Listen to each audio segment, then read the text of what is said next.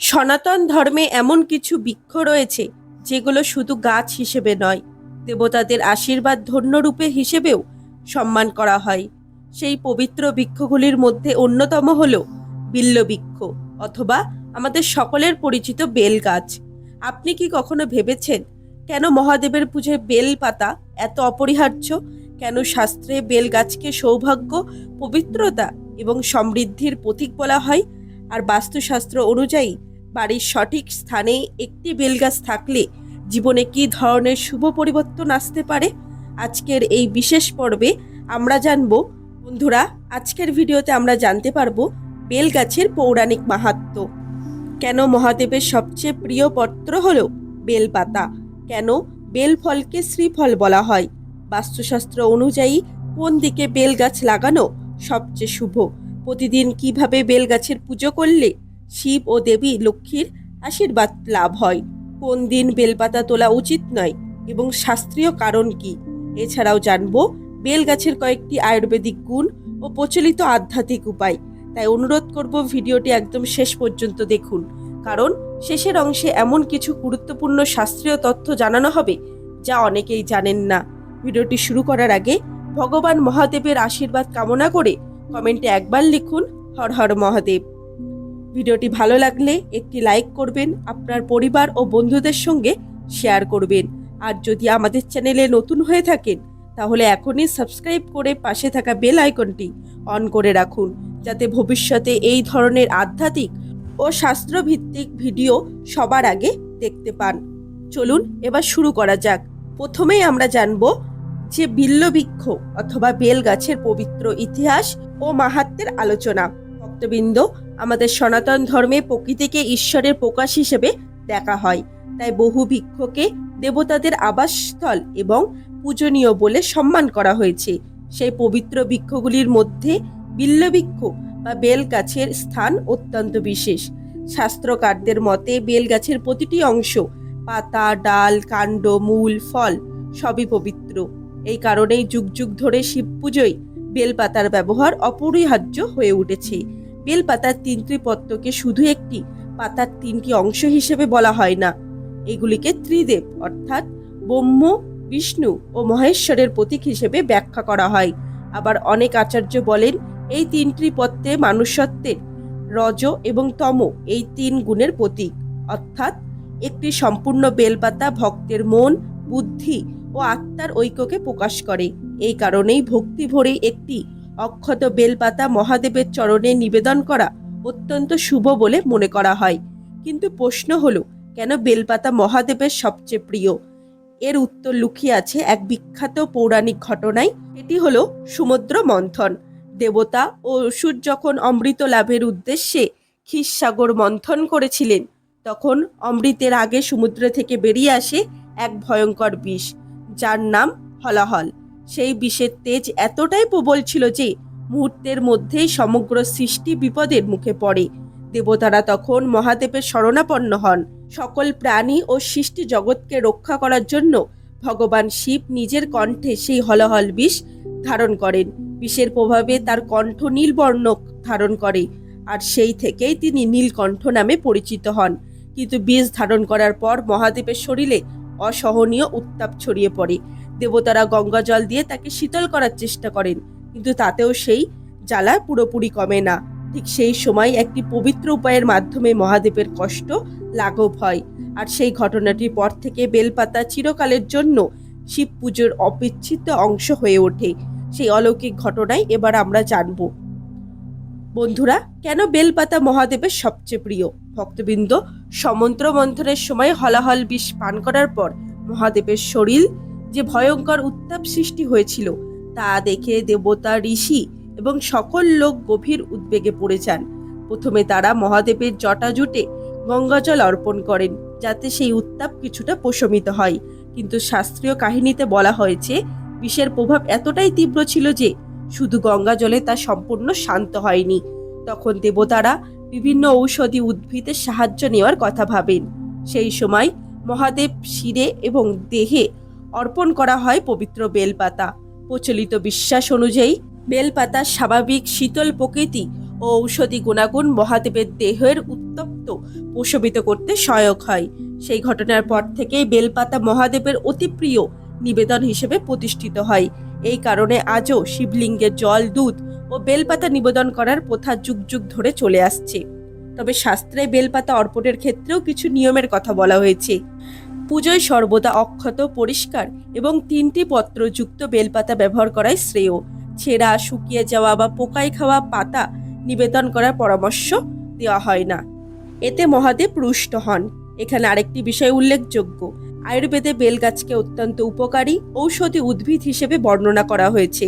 বেলপাতার ফল, ছাল, মূল সবকিছুই বিভিন্ন ব্যবহার রয়েছে, যদিও এইগুলি চিকিৎসাগত ব্যবহার অবশ্যই বিশেষজ্ঞ চিকিৎসকের পরামর্শ অনুযায়ী হওয়া উচিত। এবার প্রশ্ন হলো, শুধু মহাদেবী নন, ধনের অধিষ্ঠিত দেবী লক্ষ্মীর সঙ্গে বেলগাছের এত গভীর সম্পর্ক কেন? কেন বেল ফলকে শ্রীফল বলা হয়? এর পেছনে রয়েছে এক অত্যন্ত সুন্দর পৌরাণিক কাহিনী, যা শুনলে বেলগাছের মাহাত্ম্য আরো স্পষ্ট হয়ে উঠবে। তো বৃন্দ, এখন আমরা জানবো এমন একটি পৌরাণিক কাহিনী যার সঙ্গে জড়িয়ে আছে দেবী লক্ষ্মীর ভক্তি এবং মহাদেবের আশীর্বাদ ও বেলগাছের জন্ম রহস্য। এক সময় বৈকুণ্ঠ ধামে দেবী লক্ষ্মীর মনে একটি প্রশ্ন জাগে।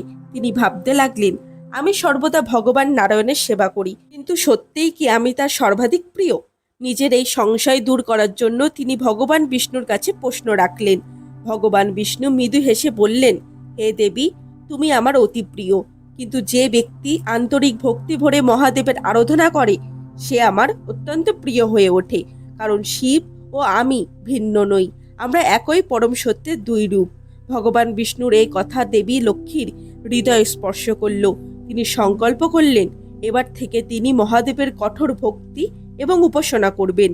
প্রতিদিন তিনি পবিত্র পদ্মফুল সংগ্রহ করে অত্যন্ত নিষ্ঠার সঙ্গে শিবের পুজোই করতে লাগলেন।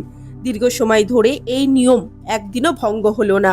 অবশেষে দেবী লক্ষ্মীর ভক্তির পরীক্ষা করার জন্য মহাদেব একটি লীলা করলেন। একদিন পুজোর সময় দেবী লক্ষ্মী দেখলেন তার সংগ্রহ করা পদ্মফুলের সংখ্যা কমে গেছে। পুজো অসম্পূর্ণ রেখে তিনি আসন ছাড়তেও পারছেন না, আবার ফুলের অভাবে পুজো সম্পূর্ণ হচ্ছে না। তখন তার মনে পড়ল, ভগবান বিষ্ণু একদিন বলেছিলেন তার নয়ন পদ্মফুলের মতো পবিত্র ও সুন্দর। ভক্তির গভীরতা দেখে লক্ষ্মী সিদ্ধান্ত নিলেন ফুলের পরিবর্তে নিজের অমূল্য অঙ্গই মহাদেবের চরণে উৎসর্গ করবেন। ঠিক সেই মুহূর্তে মহাদেব স্বয়ং সেখানে আবির্ভূত হলেন এবং দেবীকে থামিয়ে দিলেন। মহাদেব বললেন, হে মহালক্ষ্মী, তোমার ভক্তি ও আত্মসমর্পণে আমি অত্যন্ত সন্তুষ্ট। তোমার এই ত্যাগ স্মৃতি যুগ যুগ ধরে অমর হয়ে থাকবে। এরপর তিনি আশীর্বাদ দিয়ে বললেন, তোমার ঐশ্বরিক শক্তি থেকে পৃথিবীতে এক পবিত্র বৃক্ষের আবির্ভাব হবে। সেই বৃক্ষের নাম হবে বিল্লবৃক্ষ। আর যেহেতু তুমি শ্রী নামে পূজিত, তাই এই বৃক্ষের ফল শ্রীফল নামে পরিচিত হবে। মহাদেব আরও আশীর্বাদ করে বললেন, যে ভক্ত নিষ্ঠার সঙ্গে বিল্লপত্র ও শ্রীফল দিয়ে আমার পুজো করবেন সে আমার আশীর্বাদ লাভ করবে, আর তোমার কৃপায় তার গৃহে সুখ, শান্তি ও সমৃদ্ধির অভাব হবে না। এই কারণেই সনাতন ধর্মে বেলের ফলকে শ্রীফল এবং বেল গাছকে অত্যন্ত শুভ ও পবিত্র বলে মানা হয়। এবার প্রশ্ন হলো, যদি বাড়িতে বেল গাছ লাগাতে হয় তাহলে কোন দিকে লাগাতে হবে? কোন দিকটি সবচেয়ে শুভ এবং বাস্তুশাস্ত্র এই বিষয়ে কি বলে? ভক্তবৃন্দ, বেল গাছকে শুধু একটি পবিত্র বৃক্ষ হিসেবে নয়, বাস্তুশাস্ত্রেও অত্যন্ত শুভ বলে মনে করা হয়। তবে অনেকেই একটি গুরুত্বপূর্ণ বিষয় জানেন না, যে কোনো শুভ গাছ সঠিক স্থানে রোপণ করলে তার ইতিবাচক প্রভাব বেশি অনুভূত হয় বলে বিশ্বাস করা হয়। তাই এবার জেনে নেওয়া যাক, বাড়ির কোন দিকে বেলগাছ লাগানো সবচেয়ে শুভ বলে ধরা হয়। বন্ধুরা, উত্তর পূর্ব দিক বা ঈশান কোণ। বাস্তুশাস্ত্রে উত্তর পূর্ব দিককে সবচেয়ে পবিত্র স্থানগুলির মধ্যে একটি বলা হয়েছে। এই দিনকে ঈশান কোণও বলা হয়। এটি আধ্যাত্মিক শক্তির কেন্দ্র হিসেবে বিবেচিত। যদি এই দিকে বেলগাছ রোপণ করা হয় তাহলে ঘরের পরিবেশ আরও শান্ত, পবিত্র ও ইতিবাচক হয়ে ওঠে, এটাই প্রচলিত বিশ্বাস।